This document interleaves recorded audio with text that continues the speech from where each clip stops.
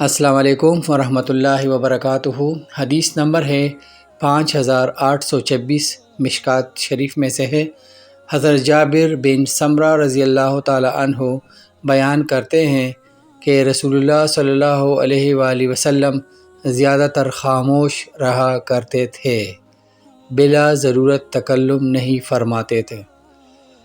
تو خاموشی ایک بہترین چیز ہے، اور ہمارے پیارے رسول اللہ صلی اللہ علیہ وآلہ وسلم نے یہی طرز عمل اختیار کیا خاموشی کا، کہ بلا ضرورت بات چیت نہیں کرتے تھے، اور جتنا بولتے جاتے ہیں تو اس کا ریکارڈ بھی بن رہا ہے فرشتوں کے ذریعے، اور جتنا ہم بولیں گے ان الفاظ کا حساب بھی دینا پڑے گا۔ اس سے تیسرا فائدہ خاموشی کا یہ ہے کہ آپ کنسنٹریشن جو ہے آپ کی اللہ کی طرف بڑھتی جائے گی، اور جتنا آپ خاموش رہیں گے تو اتنا ہی آپ ذکر اذکار میں بھی مصروف رہیں گے۔ تو خاموشی کا مزہ لیجئے، بجائے اس کے کہ جس طرح ہم پہلے کہتے تھے کہ جی عورتیں یعنی فیمیل زیادہ باتیں کرتے ہیں۔